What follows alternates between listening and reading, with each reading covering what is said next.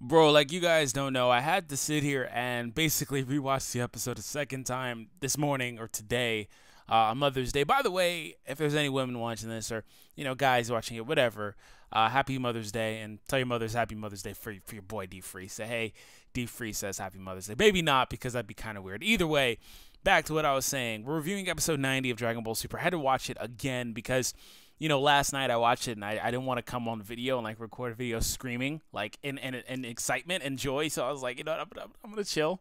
I've already uploaded 4 videos today. I'll upload this review tomorrow and stuff. So, anyways, episode 90, right? It was a massive, just massive Gohan fest. Um, Excuse me, I'm going to say that if you're a Gohan fan, you loved it. Maybe if you're not a Gohan fan, you may have appreciated it, may not have really too much cared. I mean, it doesn't really matter either way. There's not really too much in here aside from the fighting, just to kind of knock out the stuff that's beside the fighting. By the way, spoiler if you haven't seen the episode. I mean, I don't know why you'd be watching a review anyway, but to kind of knock out the stuff aside from the fighting that took place. A couple little interesting tidbits. The episode begins with Gohan in the tracksuit. I don't I don't understand why. I think that's the intro scene or ending screen, whatever. I think that we've seen that before in one of those two. But still, it's just like he was meditating in the tracksuit. Maybe it's more comfortable. Maybe it's not weighted. Maybe the gis weighted. Sometimes the gis are weighted. I don't know. But that's just a little interesting little thing there. Because, even after that, when he goes to find Goku, he's in the gi again because he's ready to fight. It's weird.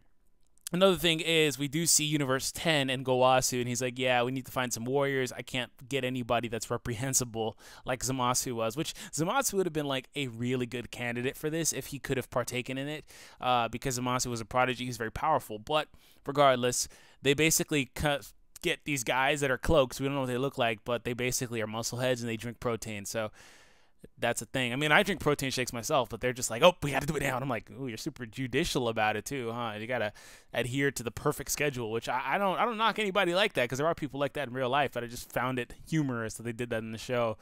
And he's like, you guys need to stop thinking with your brains. We're going to use some muscle this time around. So I am interested to see what their team can actually do, but they look like a bunch of jokes, but that's probably just a red herring. They'll probably be really good. But aside from that, at the end of the episode, after the fighting, post-fighting, Goku does say that he is going to elect Gohan to be the team's captain, which if you've been in line with the spoilers that are going to happen to the team, I don't want to too much talk about that here. I wonder how Gohan's reaction would be to all that because Goku still kind of acts like the captain apparently, so it's kind of weird.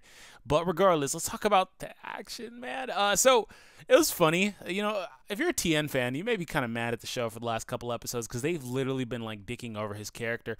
So in the last episode, basically he gets defeated by Roshi. I mean, you could say that he had the talisman power up or not. It doesn't matter. It never was stated that he got any stronger due to that.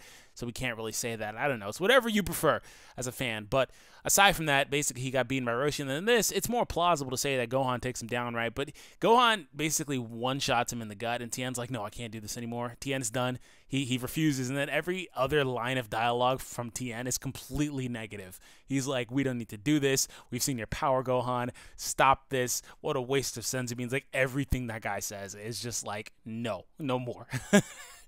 So I was like, man, Tien has had enough. He has had enough. He's had a rough like day or whatever it's been, hours, but he's had a really rough time. 2 episodes.